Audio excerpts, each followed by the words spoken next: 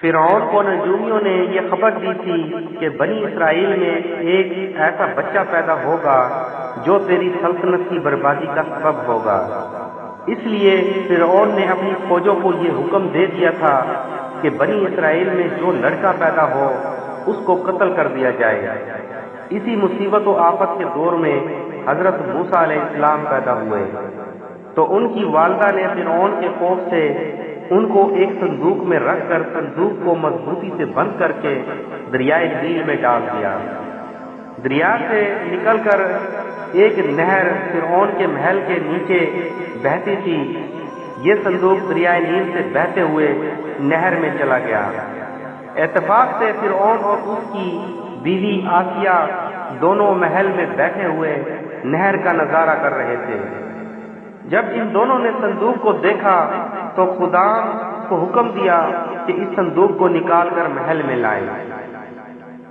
جب صندوق کھولا گیا تو اس میں سے ایک نہایت خوبصورت بچہ نکلا جس کے چہرہ پر حسن و جمال کے ساتھ ساتھ انوار نبوت کی تجلیات چمک رہی تھی۔ فرعون اور آسیہ دونوں اس بچے کو دیکھ کر دل و جان سے اس پر قربان ہونے لگے، اور آسیہ نے فرعون سے کہا، جس کا ترجمہ ہے، یہ بچہ میری اور تیری آنکھوں کی ٹھنڈک ہے، اسے قتل نہ کرو، شاید یہ ہمیں نفع دے یا ہم اسے بیٹا بنا لیں۔ اور وہ بے خبر تھے۔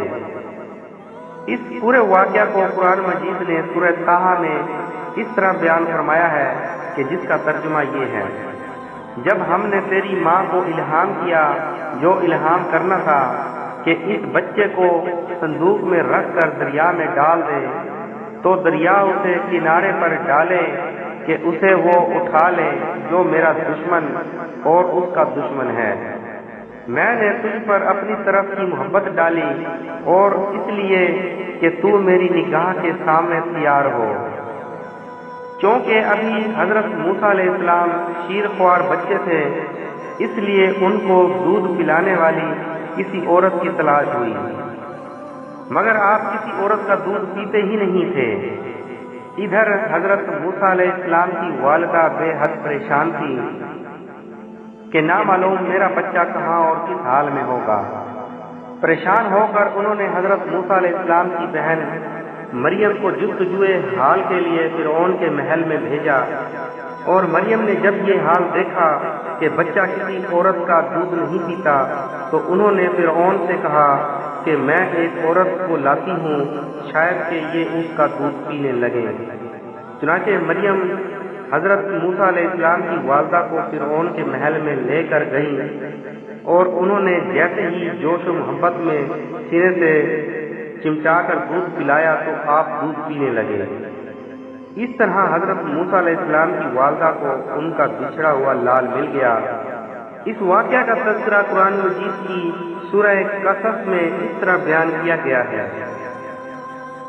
اور صبح کو موسیٰ کی ماں کا دل بے صبر ہو گیا، ضرور قریب تھا کہ وہ اس کا حال کھول دیتی اگر ہم نہ ڈھارس بندھاتے اس کے دل پر کہ اسے ہمارے وعدہ پر یقین رہے۔ اور اس کی ماں نے اس کی بہن سے کہا، اس کے پیچھے چلی جا، تو وہ اسے دور سے دیکھتی رہی اور ان کو خبر نہ تھی، اور ہم نے پہلے ہی سب دائیاں اس پر حرام کر دی تھی۔ تو بولی، کیا میں تمہیں بتا دوں ایسے گھر والے کہ تمہارے اس بچہ کو پال دیں، اور وہ اس کے خیر خواہ ہیں؟ تو ہم نے اسے اس کی ماں کی طرف پھیرا کہ ماں کی آنکھ ٹھنڈی ہو اور غم نہ کھائے، اور جان لے کہ اللہ کا وعدہ سچا ہے، لیکن اکثر لوگ نہیں جانتے۔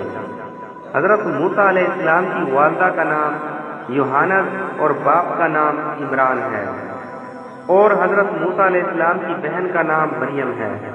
مگر یاد رکھو کہ یہ وہ مریم نہیں ہے جو حضرت عیسیٰ علیہ السلام کی والدہ ہیں۔ حضرت عیسیٰ علیہ السلام کی والدہ مریم حضرت موسیٰ علیہ السلام کی بہن سے سینکڑوں برس بعد کو ہوئی ہے۔ اس واقعہ سے ہمیں یہ سبق ملتا ہے کہ جب اللہ تعالیٰ کا فضل ہوتا ہے تو دشمن سے وہ کام کروا لیتا ہے جو دوست بھی نہیں کر سکتے۔ دیکھ لیجئے کہ فرعون حضرت موسیٰ علیہ السلام کا سب سے بڑا دشمن تھا، مگر حضرت موسیٰ علیہ السلام کی پرورش فرعون ہی کے گھر میں ہوئی۔ اور یہ بھی معلوم ہوتا ہے کہ جب اللہ تعالیٰ کسی کی حفاظت فرماتا ہے تو کوئی بھی اس کو نہ ضائع کر سکتا ہے نہ ضرر پہنچا سکتا ہے۔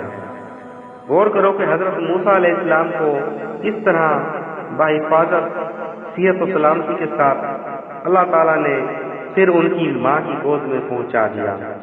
سبحان اللہ۔